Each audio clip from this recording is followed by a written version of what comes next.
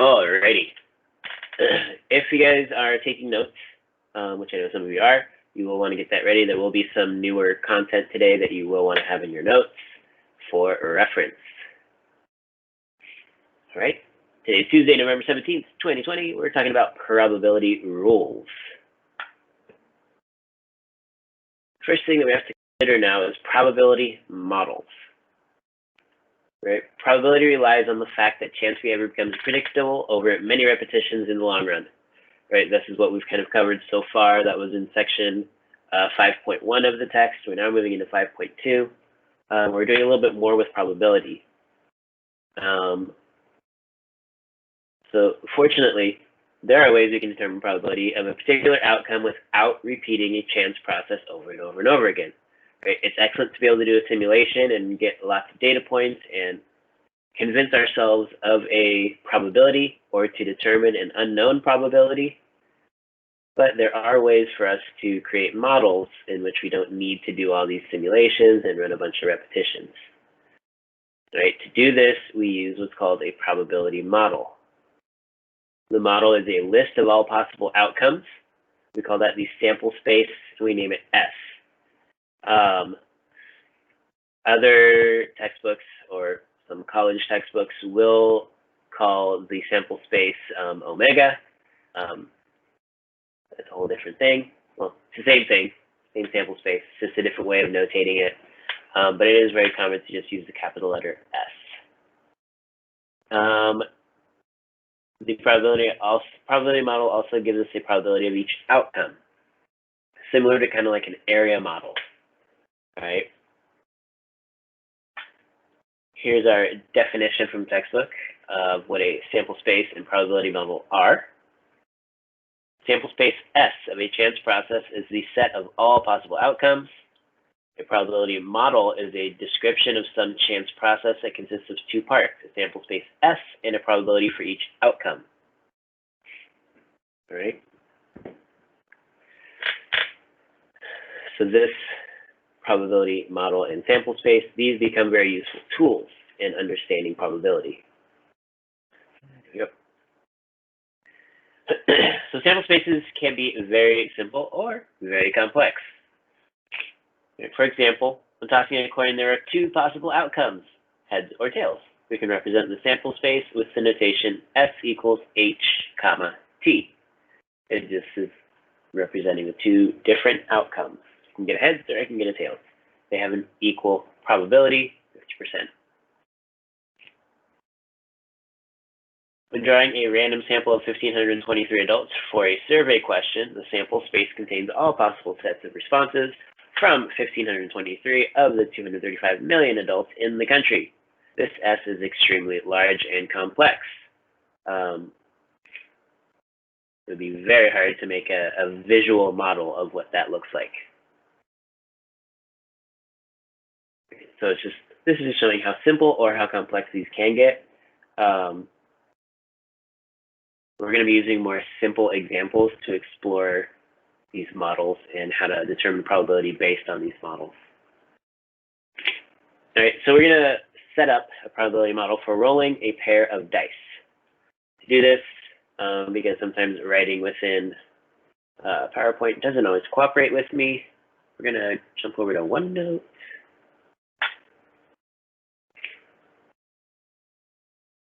All right, and we're going to draw this in here. All right, so when we're creating our sample space, in this case, we have two sources of outcome. We have the two dice, all right? So we're going to have, essentially we'll say it's a red dice. Oh, man, turn it off. That's not right. Red. And we'll have a green dice. Could have really messed with you guys and wrote green and red and green. Messes with people's heads. All right. So anyway, we're gonna have a red dice and a green dice. So we'll list the possibilities for the green dice, right? We can have a 1, 2, 3, 4, 5, or a 6 that can show up on the green dice. I can also have a 1, a 2, a 3, 4, 5, or 6 that shows up on the red dice. So now in creating my kind of sample space here, since these are fair dice, each of the numbers has the equal chance of being rolled. Right? A green 1 has the same probability as a green 4. Right? 1 in 6. Same thing with the red dice. Each side of the die has an equal opportunity, has an equal chance. Which means all of the outcomes that are possible all have the same equal opportunity. Right? The area of this model will be 36 spaces. Each of those spaces is an equal opportunity. So, right, to make this easy, because I'm using colors, I'll list my red outcomes.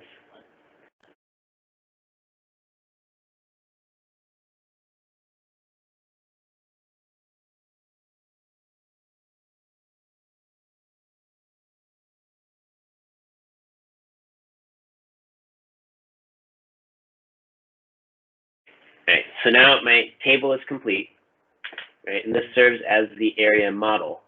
Now, why this is helpful is it shows all the possibilities, right? Any given roll, I'm going to end up with one of these 36 options, right? I can end up with, there's one possibility to get 2 1s, right? To get 1 and 1. There's, you know, if we're just looking at getting a 2 and a 5, right? We have a red 2 and a green 5, or a red 5 and a green 2. So there's 2 possibilities for getting a 2 and a 5. We're taking into consideration the color of the dice, so the order can take a can have an effect on our outcomes, right? We could find the probability of having at least one of the dice be a 6, right? And that would be all of the possibilities where a 6 shows up. So we can use this table to kind of count probabilities without trying to like think of what could happen in our own head, right? And it's a list. It shows us stuff, right? So we have 36 possible outcomes in this. We get that because there's 6 from the green and 6 from the red. 6 times 6, 36. Right? If we had a more than 6-sided dice, we'd have different levels of outcomes. Right? So this is our sample space. Any questions about how this was created and what it represents?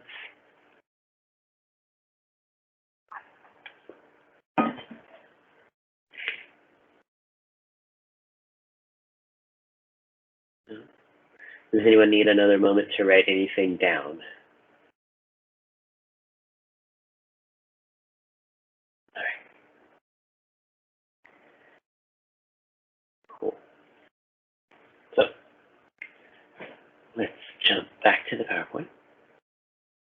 Yep.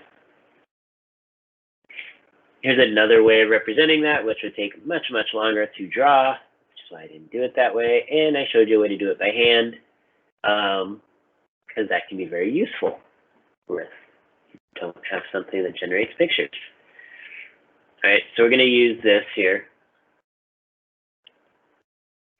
and consider something here. A probability model allows us to not only see all the outcomes, we can also find the probability of any collection of outcomes, which is called an event. When you start collecting certain outcomes together and asking about them, we call those things an event. If A is an event, then its probability is written as P parentheses A. This is very common notation for probability. P represents probability of A happening. Okay, hence the notation. This is why in like algebra you use f of A, where f is function of A. Right? Mathematicians are super creative in that way. This is the textbook definition of what an event is. An event is any collection of outcomes from some chance process. That is, an event is a subset of the sample space. Events are usually designated by capital letters like A, B, C, and so on.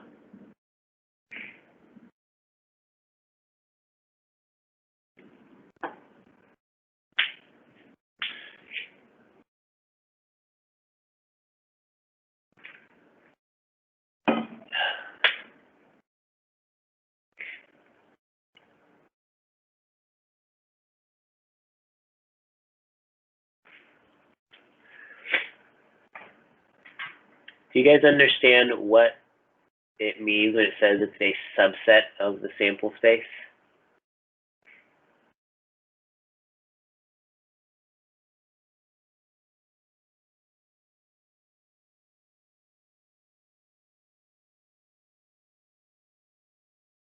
Yes, no.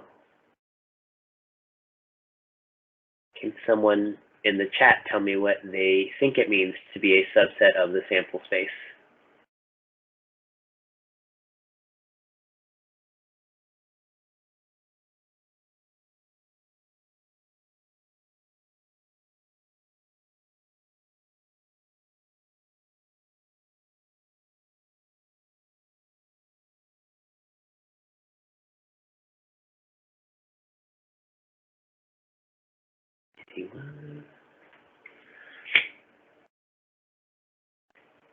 So yeah, it's a part of the sample. So the reason I point this out is because in mathematics, a subset is a special thing. It has special meaning within math. A subset is a part of the sample. A subset could be all of the sample, right?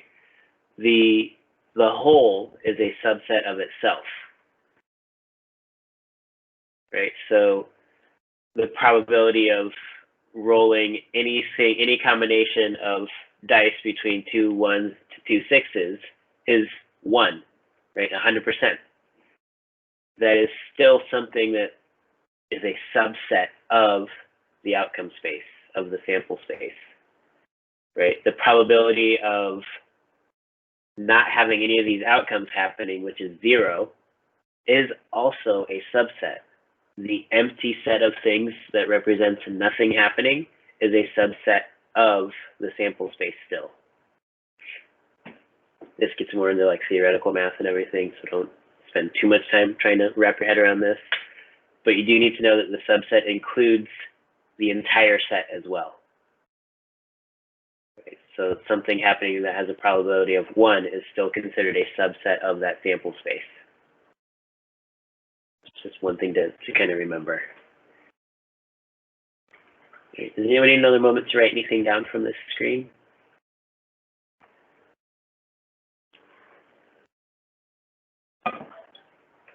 Okay. All right. So let event A be defined as the sum of 2 dice is 5. We'll have let event B be defined as the sum of 2 dice is not 5. All right, we're going to figure out what is P of A. So what's the probability that the sum of the 2 dice is 5? And what is the probability the sum of 2 dice is not 5? All right, we use our little area model here, our sample space. We see that there are 4 outcomes where the dice have a sum of 5. I've got them kind of highlighted here. We have 4 and 1, 3 and 2, 2 and 3, 1 and 4. There are 36 possible outcomes, so the P of the probability of A, right, the sum of the 2 dice is 5, is 4 out of 36. We can write that as 1/9, or approximately 0.11 if we're doing the decimal. It is typically preferred to just leave it as 4 out of 36, because there's 4 out of 36 possibilities that we're kind of leaving the size of the sample space intact in the answer, if that makes sense. All right. So we're using the sample space to make it easier for us to determine a probability. For P of B, right, the sum of the two dice is not 5, we know that it either could be 5 or it's not 5. If it's not 5, it's everything else in our sample space. So the probability of the sum being 5 plus the sum of the dice not being 5 has to be 1. That covers all of our outcomes. So the probability of the sum of the two dice not being 5 is equal to 1 minus the probability of the two dice having a sum of 5. So we have 1 minus 4 out of 36, which is 32 out of 36. Which again, we can kind of reduce to 8/9. But once again, it's probably best to leave it with the sample size, the number of outcomes, intact. Do it as 32 out of 36. Right. What questions do you have about this example?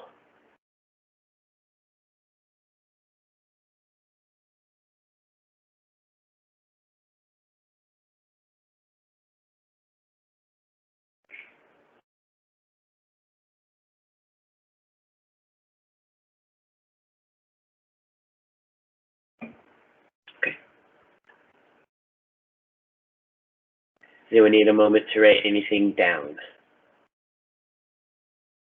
Okay.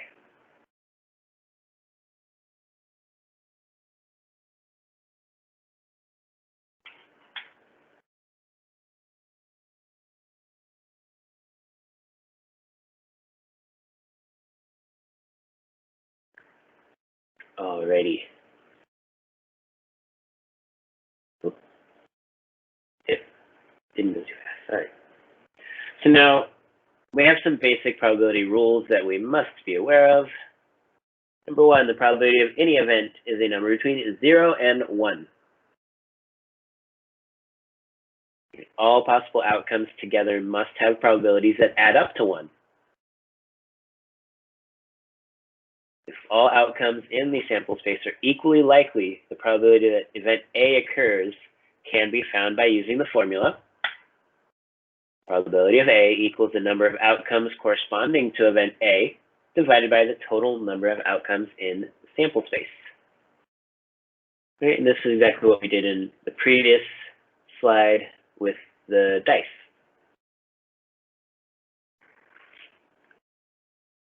The probability that an event does not occur is 1 minus the probability that the event does occur. If A is the event, then not A is when the event does not occur.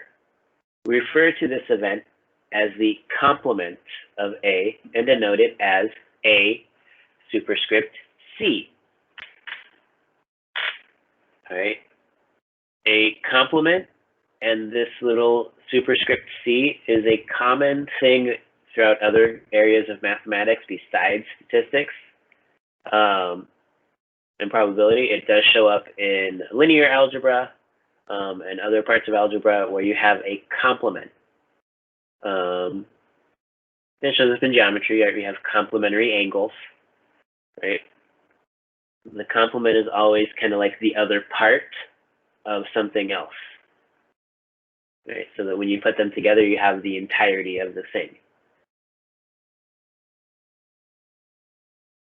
And number 5, if two events have no outcomes in common, not really typos. The probability that one or the other occurs is the sum of their individual probabilities. When two events have no outcomes in common, we refer to them as mutually exclusive or disjoint. Okay.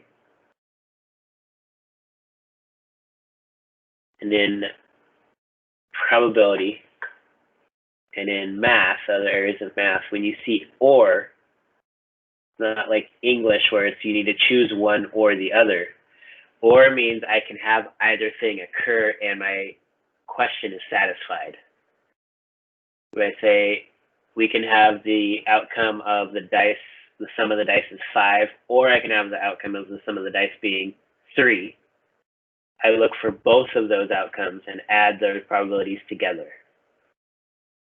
Because landing on either of those possibilities is considered satisfying the equation. So the or is inclusive.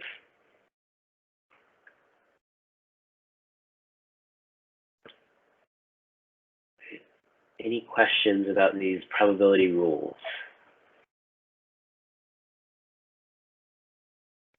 Okay. Can you raise your hand if you're writing these down and you need some time? Alrighty.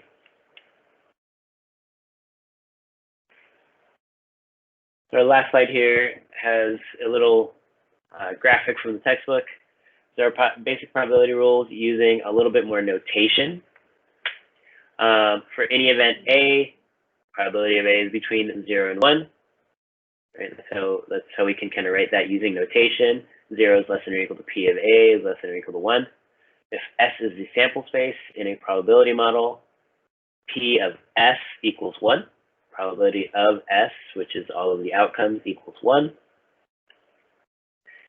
In the case of equally likely outcomes, such as rolling the dice, probability of A is the number of outcomes corresponding to event A divided by the total number of outcomes in sample space. The complement rule, probability of the complement of A is equal to 1 minus the probability of A. And we have the addition rule for mutually exclusive or disjoint events. If A and B are mutually exclusive or disjoint, probability of A or B equals P of A plus P of B.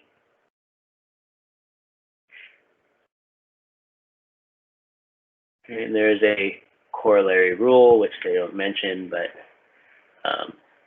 if these are disjoint events, the probability of A and B equals 0, because they're disjoint.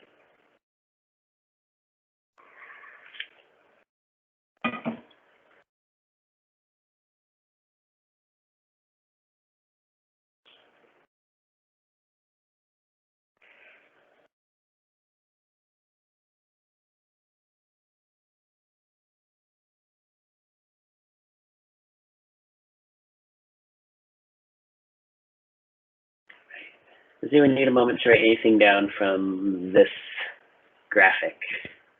Okay.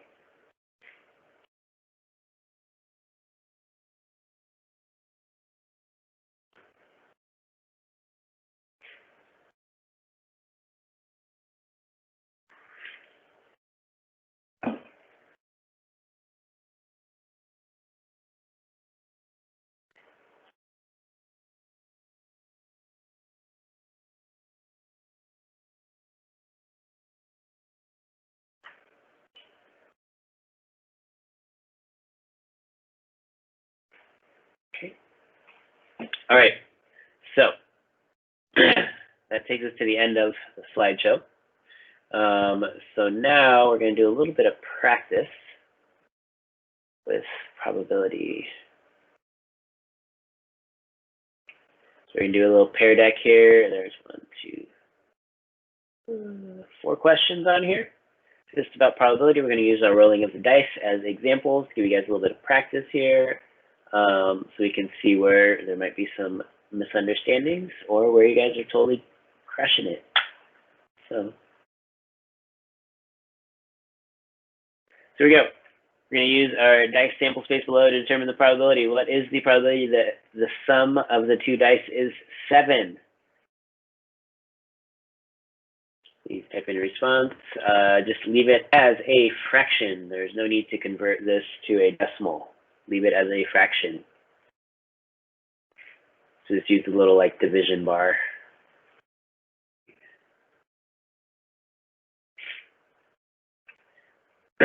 Okay. Here we go. So the solution on this one is 6 out of 36.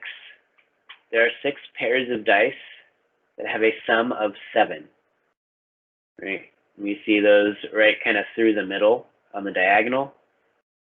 We have 6 and 1, 5 and 2, 4 and 3, 3 and 4, 2 and 5, 1 and 6. Right? Everything above that diagonal, like in the top left corner of our rectangle, has a sum less than 7. Everything in the bottom part of the rectangle on the right-hand side of that diagonal has a sum greater than 7. Right?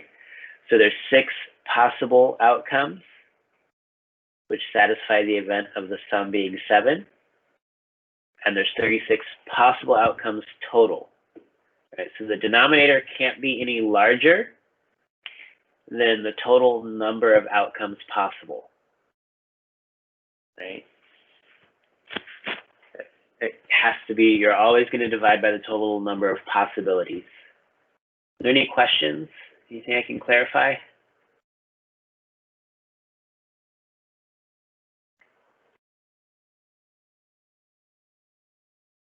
Okay, let's try another one. So what is the probability that the sum is 7 or the sum is 5? So now you need to count how many dice have a sum of 7, and how many pairs of dice have a sum of 5. Add those up and put that as a number over 36, because we have 36 possible outcomes still. All right. We go, in this case, the solution is 10 out of 36. If you chose to reduce that fraction to 5 out of 18, you could have done that. But again, it is a little more common to just leave it out of the total possible number of outcomes, so that is kind of preserved. So again, we have that same diagonal for the sum of 5, sum of 7, then we have the sum of 5 here, 4 and 1, 3 and 2, 2 and 3, 1 and 4. All of those things added up, we have 10 possibilities that satisfy that event. We have 10 out of 36.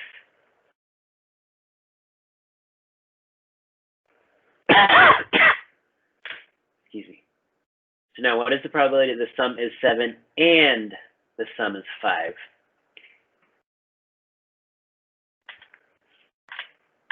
So what is the probability that both of those things can occur at the same time?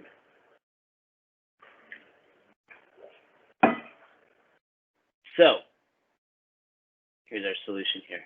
The probability that the sum is 7 and the sum is 5 is 0. These events are disjoint. Right? When in probability, when you ask and instead of or, and means both things must occur at the same time. And they must have something in common. The thing they have in common creates the probability. We have no pairs of dice that add up to 7 and also add up to 5. So the probability is 0. Right? There's no way for me to have the dice add up to 2 different numbers. It just doesn't work. It can't exist. So we have this disjoint events. They're mutually exclusive. They're not occurring in the same time. Right?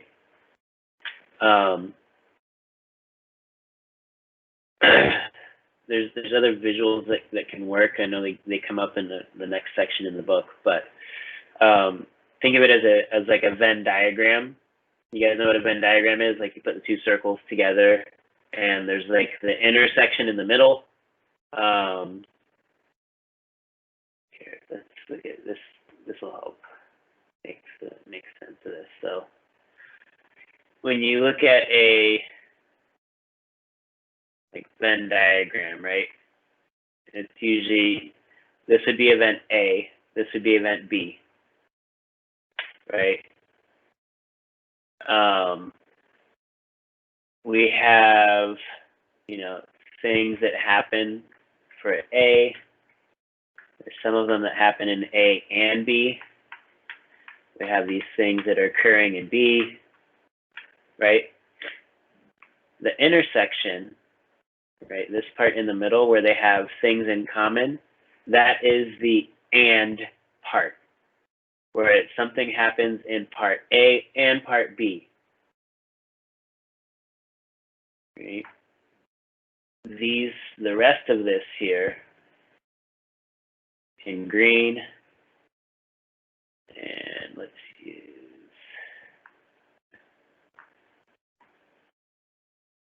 and then this other part here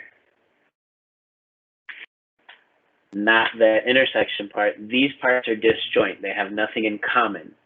So the probability of the green and the blue happening at the same time is 0. It can't happen. All right, so we can think of it as we have P of A or B in this case equals 1. That covers all possibilities in this Venn diagram.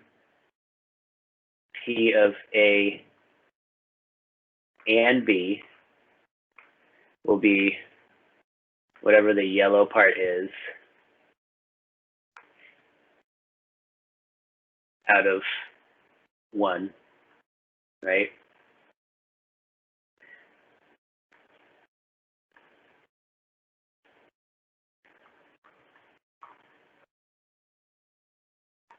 Right. We can also have the complement, which would be the probability of A and B minus the intersection. That's a whole other set of things. Essentially, the complement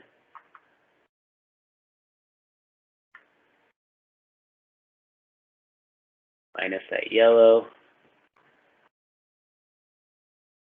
or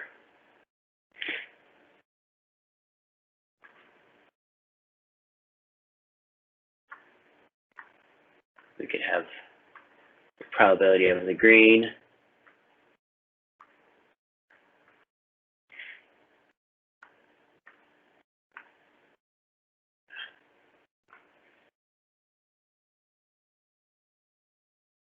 and the probability of the blue is the complement of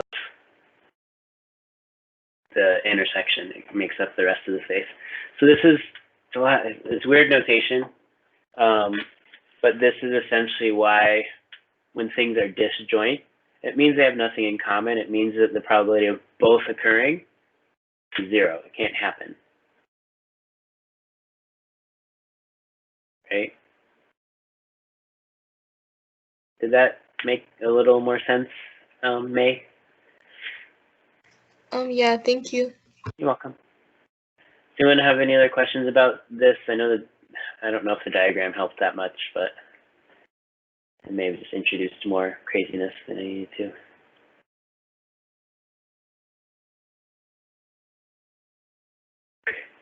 We have a question on Pear Deck. Tap back. All right. Last one. We've got essentially the complement, P. What's the probability that the sum is not 7 or 5? We're going back to the or. You might need to look back and see what you did on, again, for the probability of the sum being 7 or 5. Okay, so. Excellent. Here we go. So we have the probability the sum is not 7 or 5 is 1 minus the probability that it is 7 or 5, which is 10 out of 36. And we get 26 out of 36. That would represent how many different things there are if we eliminate the ones in the boxes here. All right. And that's the little practice I had set up in the Pear Deck. Hopefully that was helpful. Help bring some of these ideas together.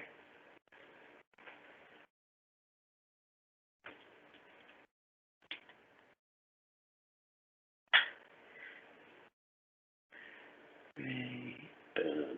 And lastly here, let's look at the week. All right, quickly. All right, we're in week 13. Now this is everything that is published for week 13. We are in Tuesday. Live class resources will be updated after class today. We have a discussion board, which is probability models and basic rules.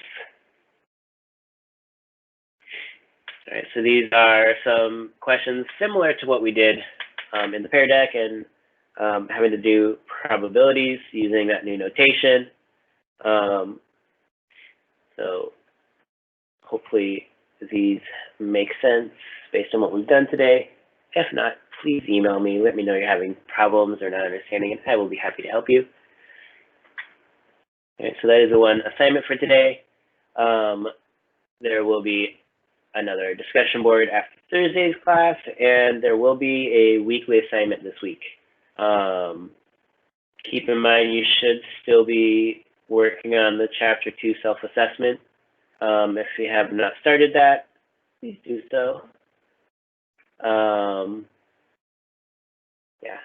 Also, if you are going through your course and you're in the modules here, if you see this little red circle, it means you haven't submitted the assignment and it's past the suggested due date. So if you're trying to figure out things that are missing, that's one way of kind of scrolling through the modules and seeing what's missing, if that's something that you're trying to determine. Okay, any questions about the week?